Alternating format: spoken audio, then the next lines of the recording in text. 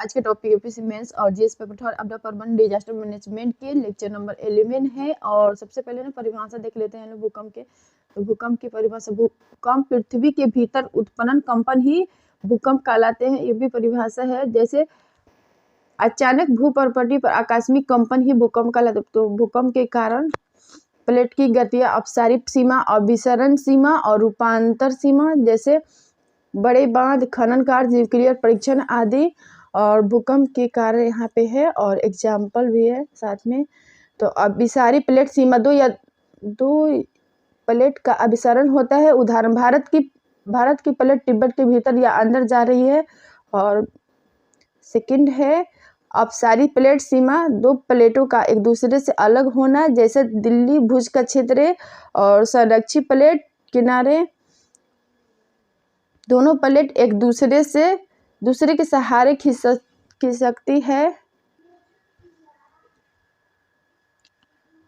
और सेकंड है ज्वालामुखी विस्फोट। तो इसमें सुसुप्त ज्वालामुखी ये इटली में, और क्राकाताओ ज्वालामुखी इंडोनेशिया में, और माउंट फूजी ज्वालामुखी जापान में, और माउंट पिली ज्वालामुखी कैरिबियाई द्वीप, और नारकोंडम ज्वालामुखी अंडमान में। ये ज्वालामुखी विस्फोट के कुछ एग्जाम्पल्स हैं। तो खनन एवं खदानों में विस्फोट और जलीय भार के कारण, और जैसे कोयला बांध और बांध बनाकर जलाशय बनाते हैं, और न्यूक्लियर परीक्षण, तो ये भूकंप के कारण है और ये ज्वालामुखी विस्फोट के एग्जाम्पल्स हैं। भूकंप के प्रकार, विवर्तनिक भूकंप और ज्वालामुखी भूकंप जलाशय बांध के कारण, और खनन एवं खदानों में विस्फोट, नाभिकीय परीक्षण हो गया। और भूकंप के उदाहरण है असम 2021 में 6.0 तीव्रता, और सिक्किम 2011 में, जम्मू कश्मीर 2005 में, और भुज 2001 में 7.7 तीव्रता में, और उत्तरकाशी 1991 में 6.6 तीव्रता, और कोयना 1967 में 6.7 तीव्रता ये भूकंप आया था। तो ये कुछ एग्जाम्पल्स है भूकंप के। और भारत में 58.6% भूभाग भूकंप से प्रभावित है। और ये भूकंप के जोन है, तो जोन 5 है। सबसे ज़्यादा खतरनाक क्षेत्र हिमालय वाले क्षेत्र हो गया, वाले सभी राज्य हो गया, जैसे दिल्ली, राजस्थान। और जोन 4 में हिमालय के तराई क्षेत्र वाले सभी राज्य, जैसे भूकंप अंडमान एवं निकोबार में भी आ सकते हैं। और ये मैप है, तो आप लोग देख सकते हैं ना।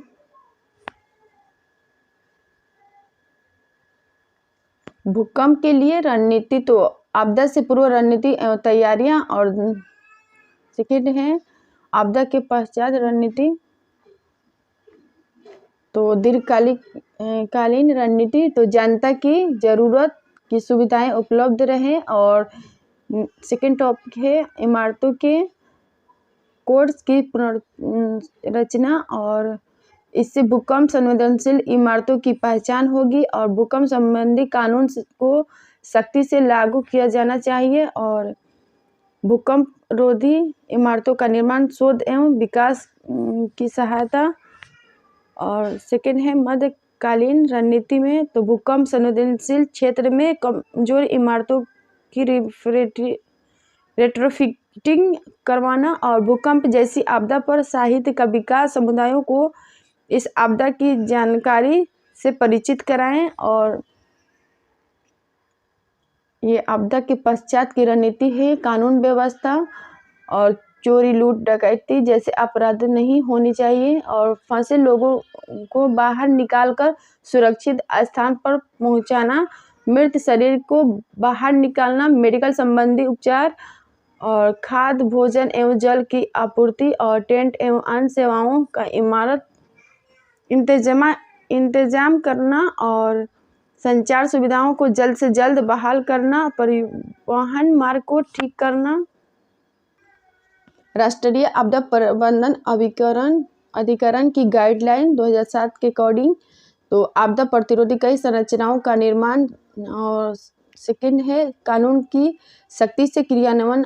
थर्ड है जागरूकता एवं तैयारी। फोर है मौजूदा कमजोर इमारतों की पहचान एवं उनकी रेट्रोफिटिंग। सर्वप्रथम भूकंप संवेदनशील क्षेत्रों में सबसे पहले की जानी चाहिए। और क्षमता के निर्माण हो गए, इमरजेंसी आपातकालीन प्रतिक्रिया, सरकार द्वारा उठाए गए कदम तो NDRF national disaster response force.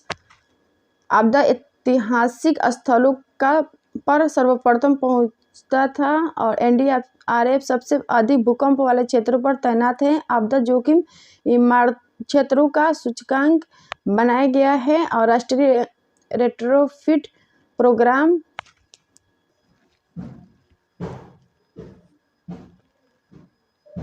2014 संवेदनशील क्षेत्रों की कमजोर इमारत को मजबूत बनाया गया है। और आरबीआई द्वारा पहल बैंक को निर्देश दिया गया है कि वह उन बिल्डर्स को लोन न दे जो भूकंप रोधी इमारतों नहीं बना रहे हैं। चुनौतियां तो कानून एवं नियमों का पालन नहीं हो रहे हैं और भूकंप प्रतिरोधी विशेषताओं वाली इमारतों का अभाव, प्रशिक्षण का अभाव। जो लोग इमारतें बना रहे हैं वह प्रशिक्षित नहीं है। तैनाती का अभाव, भूकंप आपदा संबंधित विभागों की तैयारी का अभाव, जागरूकता का अभाव, लाइसेंस देने की संस्थाओं का भ्रष्टाचार, मिस्त्री को लाइसेंस मिलते हैं, और वित्त का अभाव एवं वित्त प्रणाली का अभाव। भूकंप आपदा का प्रभाव, ये भूकंप की चुनौतियां है और ये भूकंप आपदा का प्रभाव है। तो समाज पर प्रभाव सबसे पहले देखेंगे लोग तो जीवन की क्षति। भूकंप के झटकों में इमारतें ध्वस्त हो जाती है। जैसे भुज 2001 में 7.7 से 8.1 तीव्रता से 1 लाख से अधिक परिवार इसकी चपेट में आए थे। मानव द्वारा बनाए गए संरचनाओं को तीव्र क्षति पहुंचती है। जैसे उदाहरण के लिए सड़क, बिजली के खंभे और ब्रिज, शहरों एवं नगरों को नुकसान, भूमि, कृषि भूमि को नुकसान, आधारभूत आवश्यक चीज़ों का अभाव, जैसे उदाहरण के लिए जल, भोजन, बिजली आदि। सेकंड है प्राकृतिक प्रभाव भूकंप की। तो प्राकृतिक प्रभाव में देखेंगे लोग जैसे भूमिगत जल की आपूर्ति में अड़चन। भूकंप के झटके के कारण भूमि की सतह धंस जाती है जिससे भूमि जल प्राप्त करने में कठिनाई आती है और नई मार्ग परिवर्तन, बाढ़ जैसी समस्याएं। और सुनामी 2004 में जावा प्लेट भारत का प्लेट के टकराने से समुद्र के सुनामी 2004 में जावा की प्लेट के टकराने से समुद्र के नीचे भूकंप आया जिसके कारण तटीय क्षेत्रों में बहुत हानि हुई। गाड़ के फुवारे जैसे भूमि के धंसने के कारण भूमिगत जल कीचड़ के साथ काफी अधिक से बाहर निकलते। उदाहरण के लिए 1934 में बिहार में और बाढ़ टूट जाते हैं और भूस्खलन, हिमस्खलन, अग्नि की समस्या, बिजली के खंभे और गैस पाइपलाइन जैसे नाजुक चीजें टूट जाती हैं जिनसे आग लगने का खतरा बढ़ जाता है। भारत में भूकंप तो भारत प्रमुख रूप से अल्पाइन हिमालय बेल्ट का हिस्सा है और भारतीय प्लेट, यूरेशियन प्लेट अभिसरण। तो सर्वाधिक भूकंप प्रभावित क्षेत्र में जम्मू और कश्मीर, हिमाचल प्रदेश, उत्तराखंड और प्रायद्वीपीय पठार, भीमा, कृष्णा भ्रंश रेखा, सिक्किम, पश्चिम बंगाल आदि। भारत में 5 भूकंपीय क्षेत्र जोन्स हैं। अधिकतम क्षति जोखिम क्षेत्र में हिमालय क्षेत्र, उत्तर पूर्व भारत, नेपाल सीमा, उत्तराखंड, जम्मू और कश्मीर, हिमाचल प्रदेश, कश्मीर। और मुख्य कारण है प्लेट विवर्तनिक सिद्धांत के। और अधिक क्षति जोखिम क्षेत्र में जोन 1 में के नज़दीक का क्षेत्र कश्मीर, हिमाचल प्रदेश, पंजाब, हरियाणा, दिल्ली, पश्चिम उत्तर प्रदेश, उत्तरी बिहार। और कारण सबसे पहले देख लेते हैं तो इसमें हिमालय क्षेत्र और प्लेट विवर्तनिक मध्य क्षति जोखिम क्षेत्र में मध्य भारत, प्रायद्वीपीय पठार, पश्चिमी राजस्थान, पश्चिमी तट, और इसका कारण है भीमा कृष्णभ्रंश रेखा के सहारे भूकंपीय गतिविधियां।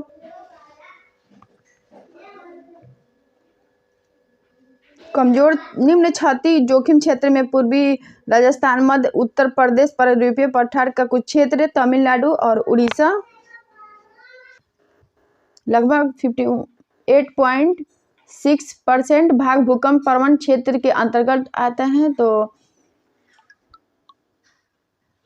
जम्मू और कश्मीर हो गया, हिमाचल प्रदेश हो गया, और उत्तराखंड, बिहार हो गया, और गुजरात हो गया, ये गुजरात के क्षेत्र हो गया, और उत्तर पूर्वी भारत के क्षेत्र हो गया। जैसे और ये ज़्यादा भूकंप के क्षेत्र है, ये कम भूकंप के क्षेत्र है, और बहुत कम भूकंप मतलब नगण्य भूकंप यहाँ पे आते हैं। तो ये मैप आप लोग देख सकते हैं लोग, और ये भूकंप जहाँ जहाँ आया था उसके कुछ एग्जाम्पल्स हैं, तो मैंने मैप के द्वारा दिखा दी है, तो आप लोग देख सकते हैं लोग। जैसे मुजफ्फराबाद, जम्मू और कश्मीर 2005 में, और उत्तरकाशी 1999 में, भुज 2001 में, लातूर 1993 में, कोयना 1967 में, और जबलपुर 1997 में, भट्टाचलम में 1969 में। तो ये जोन है, तो आप लोग ये मैप बना सकते हैं लोग। मेंस में आंसर राइटिंग करते टाइम भी प्रैक्टिस कर सकते हैं लोग। भूकंप के प्रभाव तो भूतल, मानव जीव जंतु और जल। तो भूतल में देख लेते हैं तो दरारें, भूस्खलन और भूगर्भिक जल स्रोतों में परिवर्तन। मानव जीव जंतु में देख लेते आधारभूत ढांचा का नुकसान और मानव व जीवों को क्षति, परिवहन, संचार, विस्फोट, सामाजिक सांस्कृतिक विरासत नष्ट, और बाढ़, भूस्खलन, और जल में सुनामी, बांध का टूटना और लहरें। भूकंप न्यूनीकरण व प्रबंधन NDMA की दिशा निर्देश नई संरचनाओं का भूकंपरोधी निर्माण और भारत की राष्ट्रीय भवन निर्माण संहिता और मौजूदा प्राथमिकता प्राप्त संरचनाओं व जीवन रेखा संरचनाओं का चयनात्मक भूकंपीय सुदृढ़ीकरण और रेट्रोफिटिंग, विनियमन व प्रवर्तन, भवन निर्माण संहिता, अन्य सुरक्षा संहिताओं का सही क्रियान्वयन, जन जागरूकता व मॉक ड्रिल और क्षमता विकास, शिक्षण व प्रशिक्षण, आपातकालीन अनुक्रिया, भूकंप नियंत्रण केंद्रों की स्थापना, प्लेट हलचलों का वर्तमान प्रौद्योगिकी द्वारा रियल टाइम निगरानी, GPS सेंसर, सुपर कंप्यूटर की गणना,